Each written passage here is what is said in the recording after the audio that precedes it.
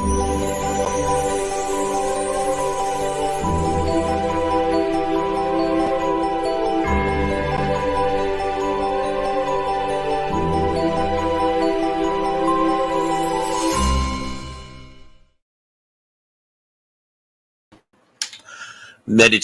for Every Day in the Year by Bishop Richard Challoner.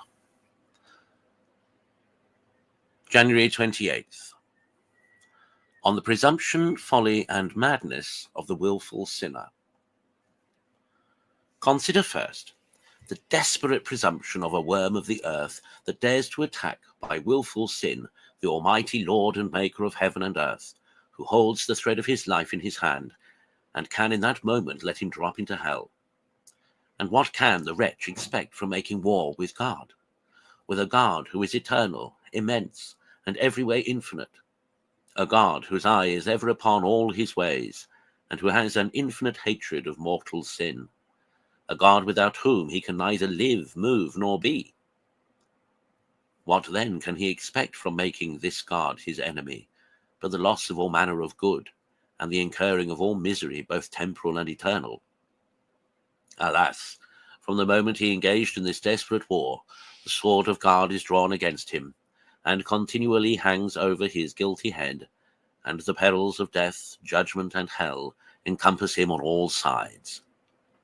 The captain himself, whom he follows in the warfare, is already damned. His fellow soldiers are daily falling down the precipice and crowding into hell, and what is he to hope for? Consider, secondly, the folly and madness that is found in every wilful sin. For as much as the wilful sinner, by his own act and deed, freely and deliberately parts with his God, an infinite good and the source of all his good, gives up his title to heaven, together with all his treasures of virtue, grace, and merit, and sells his soul into the bargain to be a slave to Satan here, and a victim of hell hereafter. And in exchange for all this, he purchases nothing but bubbles and shadows that are unable to afford him one moment of solid content, that leave nothing behind them but uneasiness and remorse, and continually expose him to all kind of misery, both for time and eternity. Is it possible to conceive a greater madness than this?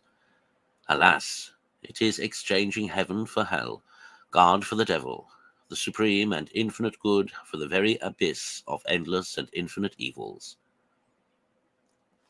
Consider thirdly, the folly and madness of sinners in looking for any success in their ways, or blessing on their undertakings, whilst they oppose, by wilful sin, the holy will of God, and violate his divine law and commandments.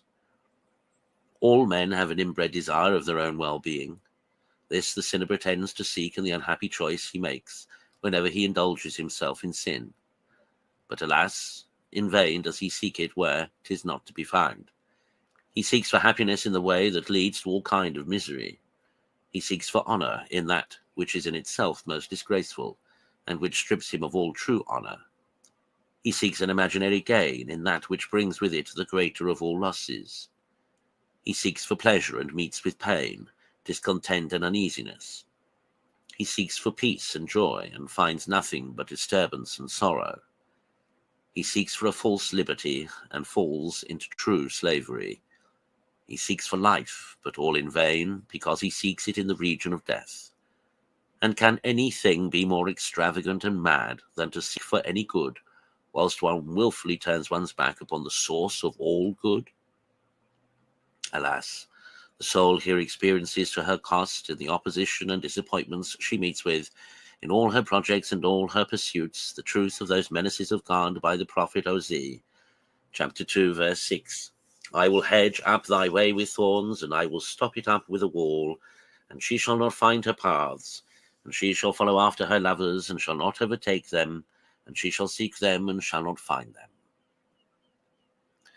For 'tis even thus the poor sinner in all he turns to, when he turns away from God, meets with a hedge of thorns in his way, which he cannot pass over, and runs after a shadow that flies away from him. Conclude, to be more wise, and to seek thy happiness where it is to be found, that is, in the love and service of God. If thou seek it anywhere else, thou shalt lose thy labor, and be in danger of losing thyself too, and of condemning thy folly and madness for a long eternity.